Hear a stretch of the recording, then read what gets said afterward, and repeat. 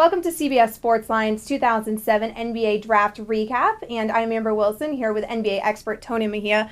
All right, Tony, so Atlanta, Seattle, Portland, New York, who made the biggest splash in this draft? I think all those teams had great drafts, but the best one of them all was the Portland Trailblazers because they planned for the future.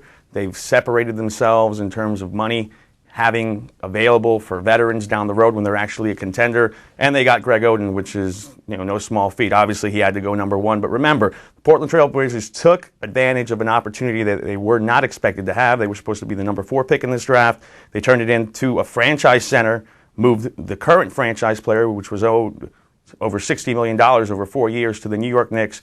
They get back a piece that they will immediately release in Steve Francis and add another nice piece in Channing Frye. So between adding Pateri Koponen and Rudy Fernandez, they essentially both bought in draft picks. Portland did a bang-up job.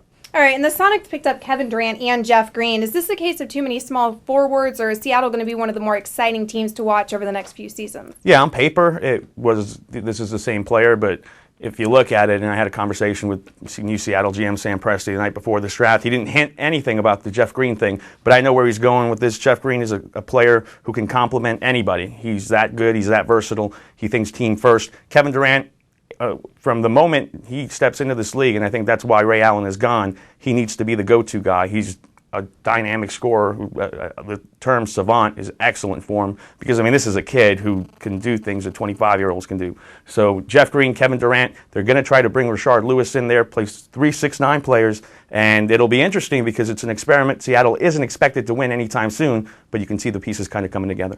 All right, and what are your thoughts on Atlanta passing on Mike Conley Jr.? Good move, bad move, and is AC Law going to be the point guard that they so desperately need? Well, Atlanta took the gamble that AC Law would be there at 11, and it worked out because AC Law, while he's totally different from Mike Conley, is an effective point guard, and I think he's going to be in this league. He's got intangibles that you can't teach. He's a clutch shooter despite the fact that he missed that key layup in the NCAA tournament, and he really did help turn Texas A&M's program around. I think he's going to do the same thing in the pros, and because he was potentially going to be available there, they were able to select Al Horford, which makes up for the Sheldon Williams pick last year, which obviously did not work.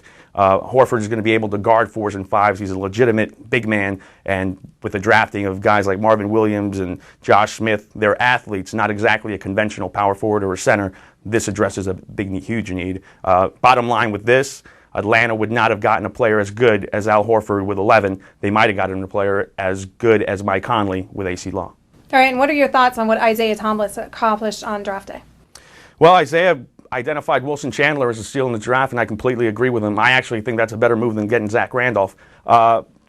Essentially, what Isaiah does is what he's continued to have done throughout his entire tenure with the Knicks, keep excitement going, despite the fact that the team has been terrible.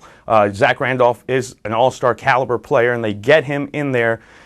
At this point, Isaiah Thomas, the GM, is making life difficult on Isaiah Thomas, the coach, and he has done this entire time, because now you're going to have to see whether Eddie Curry and Zach Randolph can play together. They're both post players. Randolph can hit the 18-footer, but if you're going to have an offense that bogs down and at the same time you want to run, really doesn't have an identity in place yet in New York. But, the airwaves like the Zach Randolph trade, Steve Francis was doing nothing for them. So at the very least, they'll be selling more tickets at Madison Square Garden. All right, and MJ drafted a UNC forward in Brandon Wright, then immediately traded him to Golden State for veteran Jason Richardson. Good move? Good move for what MJ wants to accomplish. He has already set up Raymond Felton, Adam Morrison, Emeka Okafor, Sean May. Those guys are all complementary players. You need a go-to guy to win in this league. Jason Richardson has proven that he can be that in the past. Now, it's a risk because Jason Richardson has injury problems and hasn't been able to stay healthy throughout his entire career. That ankle, the knee, whatnot. But if Jason Richardson can stay healthy, this is a good move because he's been a 23-point scorer in this league. Not to mention that Jason Richardson, when he came into this league, commanded Michael Jordan's full respect because of his athleticism. Okay, thanks, Tony. For more NBA draft coverage, keep your mouse clicking right here on CBSSportsline.com. For Tony Mejia, I'm Amber Wilson.